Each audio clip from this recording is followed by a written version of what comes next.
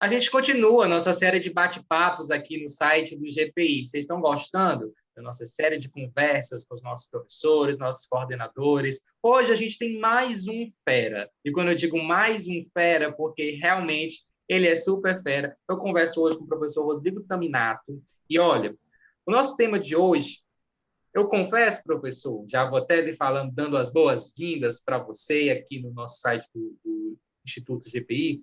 Eu confesso que antes de trabalhar aqui no Instituto GPI, de conversar e conhecer todos vocês, a palavra hematologia, para mim, me dava um certo medo.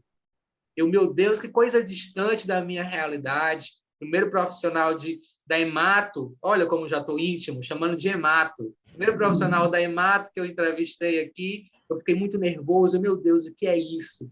Se essa nossa entrevista de hoje fosse a minha primeira, eu ia estar super nervoso aqui. Hoje a gente vai falar sobre neoplasias hematológicas. E para conversar com a gente sobre esse tema, ninguém mais, ninguém menos que esse super fera, o professor Rodrigo Taminato, que é especialista em hematologia, mestre em farmacologia e doutor em saúde pública. Ou seja, quem tiver dúvida vai tirar todas as dúvidas hoje com ele. Eu tenho as minhas dúvidas, óbvio, porque apesar de estar íntimo já com a hemato, mas tenho minhas dúvidas. Professor Rodrigo Taminato, seja muito bem-vindo aqui ao GPI, bem-vindo ao nosso bate-papo, bem-vindo ao nosso universo. Muito obrigado pela sua presença aqui desde já, viu? Vou dar o tempo para você fazer sua saudação especial. Olá, Neemias. Eu fico muito agradecido realmente a toda a equipe do GPI, que eu já ministro cursos e aulas no Instituto GPI já há muitos anos. Tenho um carinho, um respeito, uma admiração pessoal e profissional por toda a equipe e pelo Instituto, né? Pelo Instituto, que realmente, a cada dia que passa, eu vejo crescendo cada vez mais. Olha, e a gente cresce porque a gente conta com pessoas como você, pessoas que enriquecem, que colaboram, que agregam realmente, não só no nosso cast, no nosso corpo docente, mas que agregam mesmo experiência de vida, né? Experiências científicas que agregam para a sociedade também. E hoje a gente fala de neoplasias hematológicas. A gente sempre traz aqui para o GPI essas discussões, porque a gente agrada e agrega para os nossos alunos, para quem já é aluno do GPI, ou para quem um dia pensa em fazer uma pós-graduação, mas também para a sociedade em geral. Usei um espaço de discussão, um espaço onde a gente está sempre trazendo discussões, esses temas importantes, para a sociedade em geral, para pessoas que até, como eu, por exemplo, que até pouco tempo não tinham medo da palavra hematologia, e a gente gosta sempre de traduzir, né, uma linguagem que é mais técnica, a gente traduz o que são, por exemplo, vamos começar traduzindo o que são essas neoplasias hematológicas. Fala para a sociedade em geral, fala para mim também, o que são essas neoplasias hematológicas. Olha, Neemias, se você tinha medo da palavra hematologia, eu acho que o medo da palavra composta neoplasias hematológicas é até um pouco maior. As neoplasias hematológicas, elas contemplam, na verdade, os famosos cânceres de medula óssea, né? Infelizmente, por enquanto, em sua maioria, doenças muito graves, né? Com uma alta taxa de letalidade e muitas até em um período precoce a partir do diagnóstico. Muita gente conhece popularmente como câncer no sangue, né? Mas é um jargão mais popular, assim, conhecido. A neoplasia hematológica maligna mais conhecida, embora as outras também tenham um nome familiar, mas as leucemias são as neoplasias hematológicas malignas mais conhecidas do cenário da oncohematologia, né? A subespecialidade que estuda e trabalha os cânceres hematológicos ou os cânceres de medula óssea. Então, esse é o conceito principal, e visto que as leucemias na história da oncologia também, né, de maneira geral, entre tumores sólidos, malignos e não sólidos, a história se confunde, porque o início do câncer também foi praticamente o início dos estudos com relação às neoplasias hematológicas malignas, em especial a leucemia. Mas é mais abrangente, nós temos mielodisplasias, síndrome mielodisplásicas, linfomas, né? Mieloma múltiplos, doenças mielomatosas. E Essas palavras ainda me dão medo. então, somadas essas neoplasias hematológicas, em suas novas classificações atuais, né? As classificações mais atuais, elas chegam aí beirando aos 150 subtipos diferentes de neoplasias hematológicas malignas. 150 subtipos. Isso. Isso é muito. É muito. Isso é muito. E o ser humano está suscetível a isso, né, doutor? Professor? Está e a vantagem, assim, de certa forma, é que muita gente se assusta até com isso, né, Neemias? Porém, a gente sabe que essas novas descobertas, né, por exemplo, para quem é da área, de um tempo não muito longínquo, nós conhecíamos 4 tipos de leucemias: leucemias mieloides crônicas e linfóides crônicas, e a mieloide aguda e linfóide aguda. Então, aparentemente só tínhamos essa.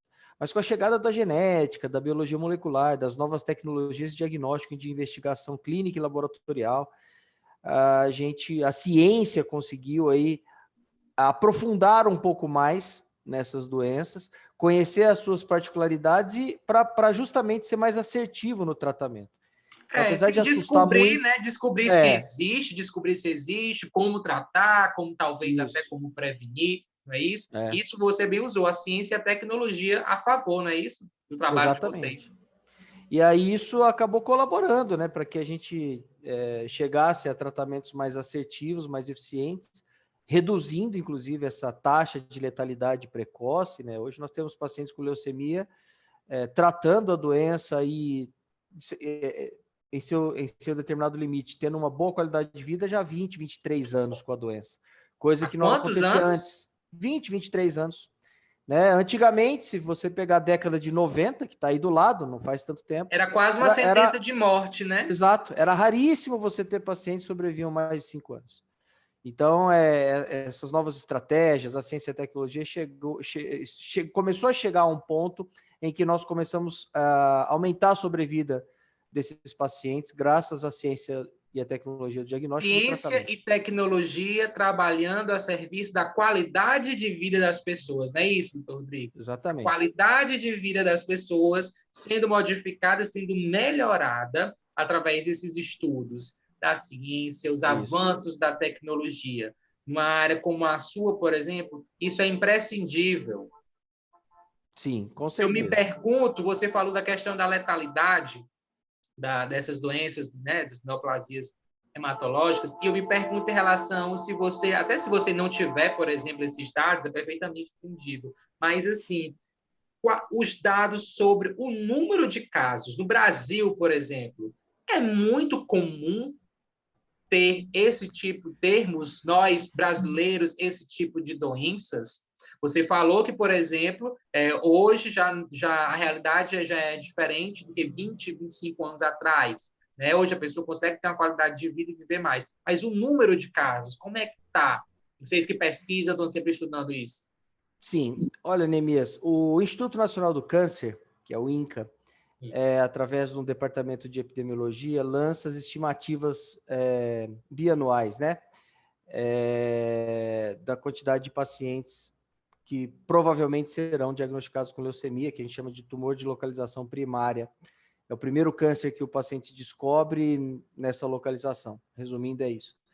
E o que mostra, na verdade, o cenário, porque a gente tem algumas variáveis, né? Tudo é baseado na estatística, mas dificilmente se erra.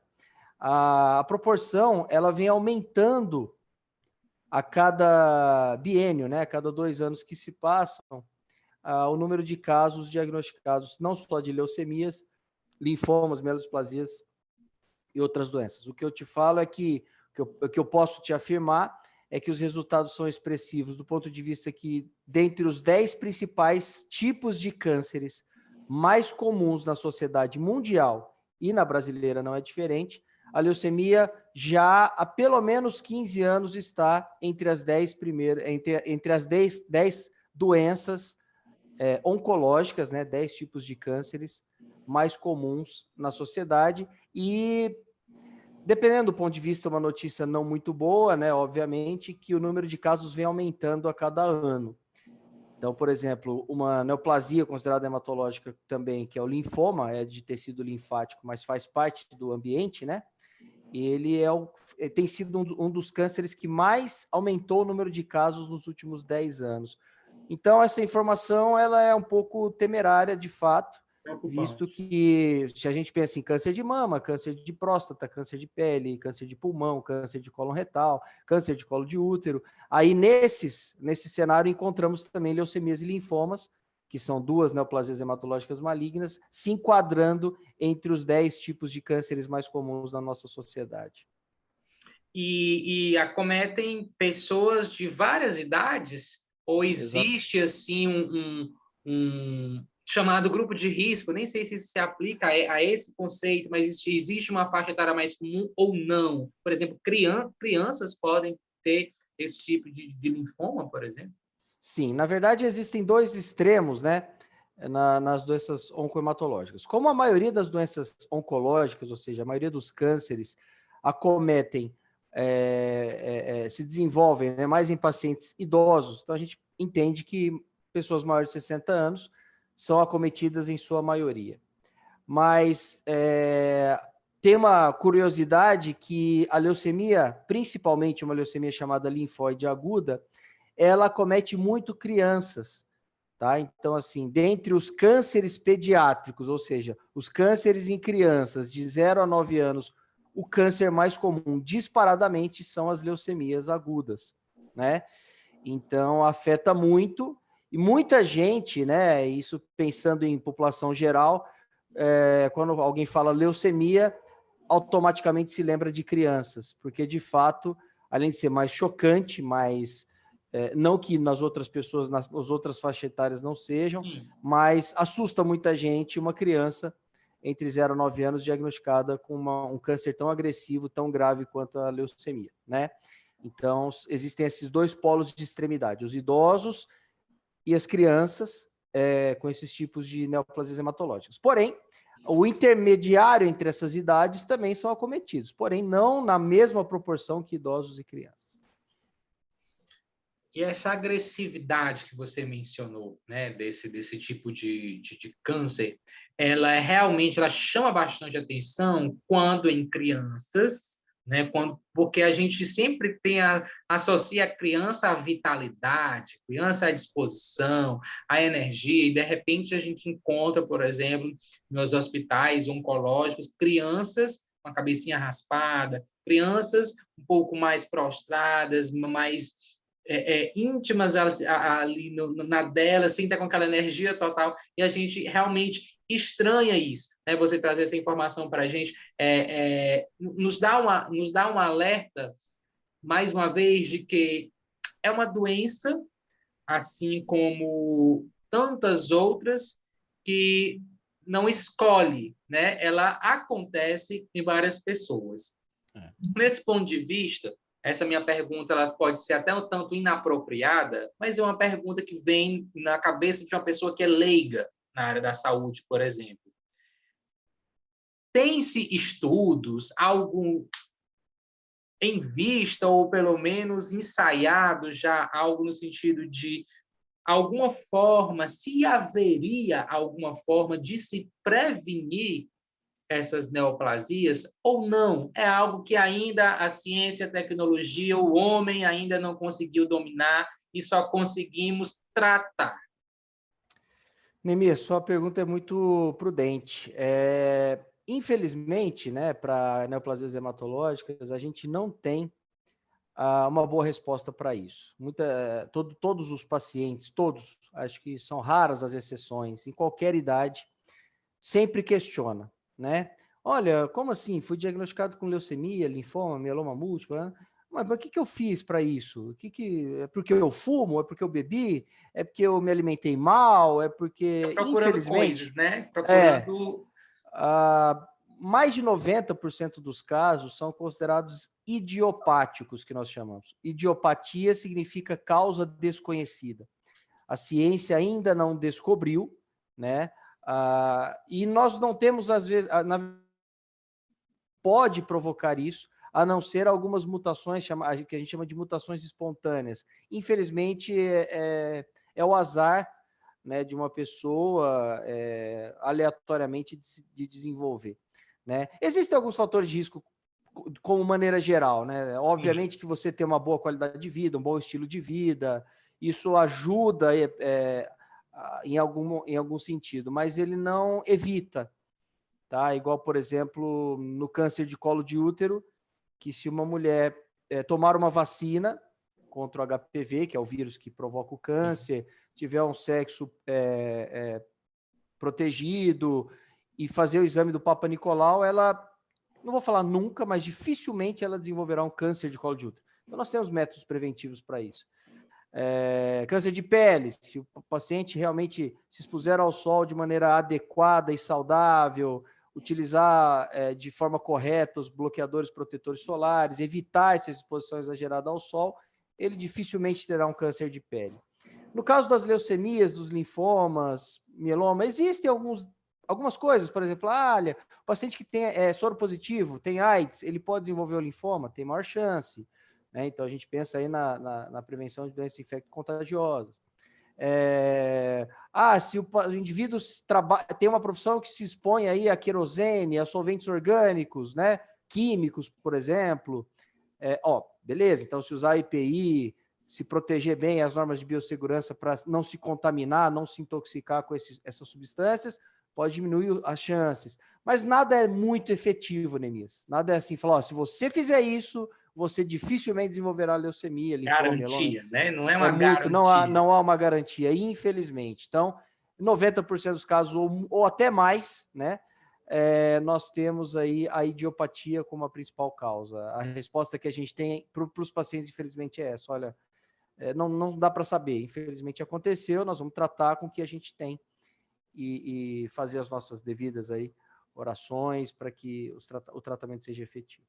A ciência e a tecnologia já avançaram bastante, estão sempre avançando, trabalhando para a promoção da qualidade de vida e para as descobertas, novas descobertas aí de vacinas, né? No caso, a gente está agora em pandemia, de vacinas, de vários outros artefatos e ferramentas para melhorar a qualidade de vida das pessoas, e a gente conta, né, com profissionais, os profissionais da saúde, eu sempre gosto de intensificar bastante a importância dos profissionais da saúde que tiveram aí uma vitrine muito forte por causa da pandemia do coronavírus, mas que essa vitrine, essa valorização deva ocorrer sempre, porque são os profissionais da saúde que cuidam de todos nós, da sociedade geral. E nós temos profissionais como você, pesquisam, que estão sempre se aprimorando e trazendo essas novidades e conceitos para a gente, conceitos até simples para vocês, mas para nós, sociedade geral, informações como essa, você falou inclusive de dados, de estatísticas, que são muito interessantes para que a gente saiba,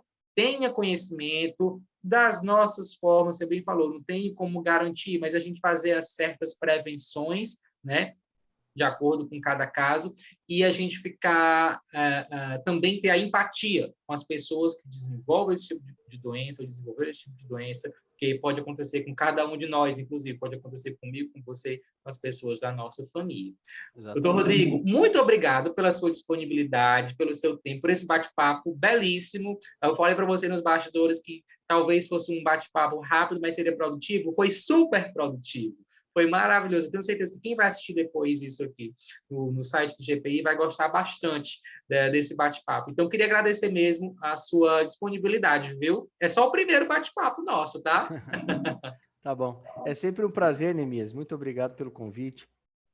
Obrigado a toda a equipe aí do GPI. Parabéns pelo belíssimo trabalho na área de educação, né, que o GPI, Instituto GPI faz. Eu fico muito feliz em fazer parte dessa equipe. Um grande abraço para você. Mais uma vez, obrigado pelo convite. Até a próxima.